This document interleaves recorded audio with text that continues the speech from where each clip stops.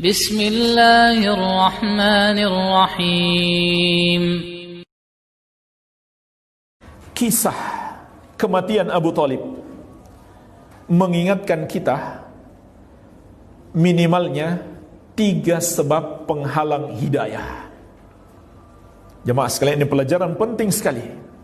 Abu Thalib yang kurang apa kedekatannya dengan Rasulullah SAW, kurang apa ilmunya tentang dakwah Nabi SAW, tentang ajaran Islam. Yang mendakwahinya guru terbaik, tapi kenapa dia tidak mendapatkan hidayah? Jemaah sekalian, minimalnya ada 3 sebab. Yang pertama adalah kawan yang buruk. Kawan yang buruk ini bahaya besar. Makanya Allah beri peringatan khusus di surat Al-Furqan ayat ke-28 dan seterusnya. Wa yauma ya'uddu dzalimu 'ala yadayhi yaqulu ya laitani ittakhadhtu ma'ar rasuli sabila ya wailata laitani lam attakhidh fulanan khalila laqad adallani 'ani dzikri ba'da idz ja'ani wa kana asyaitanu lil insani khadzula. Dan ingatlah hari ketika orang yang zalim itu menggigit 2 tangannya, yaitu hari kiamat. Orang zalim menggigit 2 tangannya dengan penuh penyesalan, seraya berkata, aduhai, kiranya dulu aku mengambil jalan bersama Rasul, celakalah aku. Kiranya dulu aku tidak menjadikan fulan sebagai teman dekatku. Sungguh dia telah menyesatkan aku dari Al-Quran setelah Al-Quran itu datang kepadaku. Dan setan itu memang penipu manusia. Surat Al-Furqan ayat 28 sampai 29. Allah mengingatkan kita penyesalan orang yang dulu di dunia salah memilih kawan. Salah memilih kawan sehingga kawannya menyesatkan dia. Sebagaimana juga hadis yang masyhur diriwayatkan Abu Daud dan Tirmidzi dari Abu Hurairah radhiyallahu anhu, Rasulullah sallallahu alaihi wasallam mengingatkan, al-mar'u ala dini khalilih falyanzur ahadukum man yukhalil. Seseorang itu tergantung agama teman karibnya. Maka hendaklah setiap kalian melihat, memilih siapa yang hendak dia jadikan teman dekat. Abu Thalib berteman dekat dengan Abdullah bin Abi Umayyah dan Abu Jahal. Mereka berdualah yang menyesatkan dia. Tetapi saya ingatkan kembali, Abdullah bin Abi Umayyah di kemudian hari masuk Islam radhiyallahu taala anhu. Ini sebab yang pertama. Berteman dengan orang-orang buruk dapat menjerumuskan seseorang dalam kesesatan dan terhalang mendapatkan hidayah. Kemudian sebab yang kedua,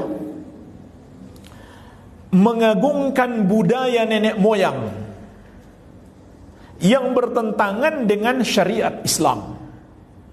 Mewariskan budaya nenek moyang tanpa menyeleksi mana yang pantas diwariskan karena tidak bertentangan dengan syariat, mana yang sudah seharusnya ditinggalkan.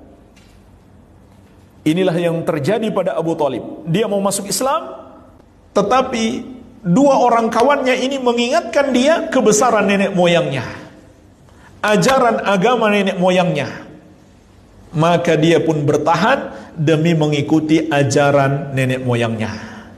Ini jemaah sekalian, sebab banyak umat-umat terdahulu tersesat.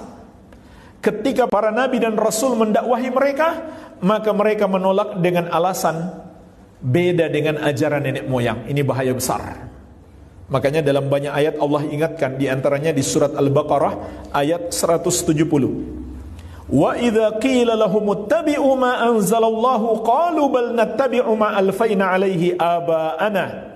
Dan apabila dikatakan kepada mereka, ikutilah apa yang Allah turunkan. Perhatikan jemaah sekalian, ini yang seharusnya kita ikuti. Apa yang Allah turunkan, yaitu Al-Quran dan Al-Hadis. Inilah yang Allah turunkan kepada kita umat Islam. Namun kata Allah, ketika dikatakan kepada mereka, ikuti apa yang Allah turunkan, mereka menjawab, bal nattabi'u ma alfaina alaihi aba'ana, bahkan kami hanya mau mengikuti apa yang kami wariskan dari nenek moyang kami. Maka Allah langsung membantah mereka. Awalau kana aba'uhum la ya'kiluna syai'aw wa la yahtadun. Apakah mereka masih mau mengikuti juga walaupun nenek moyang mereka tidak mengetahui apapun, enggak paham agama sedikit pun, enggak belajar agama, bodoh. Wala yahtadun, dan tidak mendapatkan hidayah. Belum kenal Islam. Masih taunya animisme, dinamisme, agama-agama lama, atau bahkan tidak beragama sama sekali. Apakah mereka masih mau mengikuti juga? Ini Allah cela mereka. Jadi jamaah sekalian, ini hati-hati. Sebab manusia tersesat, tertutup pintu hidayah karena terlalu mengagungkan budaya nenek moyang. Dan ingat jemaah sekalian, kelak ketika kita dihisab di hari kiamat, Allah tidak akan menanyakan kepada kita, apakah kamu mengamalkan ajaran orang tuamu? Apakah kamu mengamalkan ajaran nenek moyangmu, adat istiadat mereka, budaya mereka? Apakah kamu melaksanakan aturan-aturan negerimu, bangsamu, daerahmu? Tidak jemaah sekalian. Bukan itu yang Allah akan minta pertanggungjawaban kepada kita kelak di hari kiamat. Apa yang Allah tanyakan? Dua hal disebutkan dalam surat Al-Qasas. Dua hal disebutkan dalam surat Al-Qasas. Yang pertama di ayat ke-62, Allah Azza wa Jalla berfirman, wa yawma yunadihim, dan pada hari Allah memanggil mereka, memanggil manusia. Fayaqul, seraya berkata, aina syuraka'i alladhina kuntum taz'umun, mana sekutu-sekutuku yang kalian anggap sebagai Tuhan selain Allah. Kemudian disebutkan di dalam hadis Abu Sa'id Al-Khudri radhiyallahu anhu yang diriwayatkan Al-Bukhari dan Muslim, kepada orang-orang Yahudi Allah mengatakan, ma kuntum ta'budun, apa yang kalian sembah? Jadi jamaah sekalian, ini pertanyaan pertama. Apa yang kita sembah? Maka orang-orang Yahudi mengatakan, kunna na'budu Uzair ibn Allah, kami dulu menyembah Uzair anak Allah. Maka dikatakan kepada mereka, kadzabtum, mattakhadallahu min sahibati wala walad, kalian dusta. Allah tidak memiliki istri, tidak pula memiliki anak. Kepada orang-orang Nasrani juga ditanya yang sama, ma kuntum ta'budun, apa yang kalian sembah? Ini yang Allah mintai pertanggungjawaban pertama. Mereka menjawab, kunna na'budul Masih ibn Allah, kami menyembah Isa anak Allah, Al-Masih anak Allah. Maka dikatakan kepada mereka, kadzabtum, mattakhadallahu min sahibati wala walad, kalian dusta, kalian bohong. Allah tidak memiliki istri, tidak pula memiliki anak. Jadi ini pertanggungjawaban pertama, apa yang kita sembah. Kemudian pertanyaan yang kedua, masih di surat Al-Qasas, di ayat ke-65. Di ayat ke-65 kata Allah, wa yawma yunadihim, dan ketika Allah memanggil mereka, fayaqul, seraya berkata, madza ajabtumul mursalin, apa jawaban kalian? Apa yang kalian lakukan terhadap seruan para rasul? Apa yang kalian lakukan terhadap seruan para rasul? Imam Ibnu Katsir rahimahullahu taala mengatakan, an-nida'ul awwal an su'ali tauhid wa hadza fihi itsbatun nubuwat. Panggilan yang pertama yang ditanya tauhid. Panggilan yang kedua yang ditanya tentang pengakuan dan pengamalan kita terhadap ajaran para rasul. Bagi kita tentunya Nabi Muhammad sallallahu alaihi wa ala alihi wasallam. Jadi jemaah sekalian, inilah yang kelak Allah akan tanyakan kepada kita. ajaran para rasul, ajaran Nabi Muhammad SAW, kamu amalkan tidak? Ini yang Allah akan mintai pertanggungjawaban, bukan yang lainnya. Jadi ini yang harus kita ingat jemaah sekalian, ajaran-ajaran manusia bukan yang Allah perintahkan kepada kita, tapi apa yang Allah turunkan kepada para nabi dan rasul, yaitu kepada nabi kita yang mulia Muhammad sallallahu alaihi wa ala alihi wasallam. Baik, ini sebab yang kedua. Kemudian sebab yang ketiga, mengapa Abu Thalib tidak mendapatkan hidayah? Karena takut celaan manusia. Takut celaan manusia.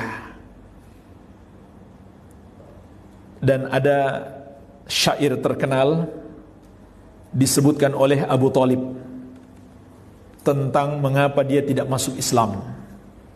Walaqad alimtu bi anna dina Muhammadin min khairi adyanil bariyah dinan. Laulal malamatu aw hidaru masabbatin lawajadtani samham bidzalika mubina. Ini syair terkenal diriwayatkan dari Abu Thalib. Katanya, sungguh aku telah mengetahui agama Muhammad itu adalah termasuk sebaik-baik agama manusia. Agama yang dipeluk oleh manusia itulah yang terbaik. Agama Muhammad sallallahu alaihi wasallam. Kenapa dia tidak masuk Islam? Laulal malamatu aw hidaru masabbatin lawajadtani samham bidzalika mubina. Kalaulah bukan takut celaan atau menghindari cacian orang, maka aku akan masuk Islam. Perhatikan jemaah sekalian, ini diantara sebab manusia tersesat. Kenapa amalan yang tadinya dia amalkan dia tinggalkan? Karena orang-orang mencela dia, mencaci dia, memusuhi dia. Kenapa dia tidak mau mengikuti yang benar, masih mempertahankan tradisi? Karena takut dikucilkan, takut dicaci, takut dicela. Oleh siapa? Oleh keluarganya, masyarakatnya, siapapun itu.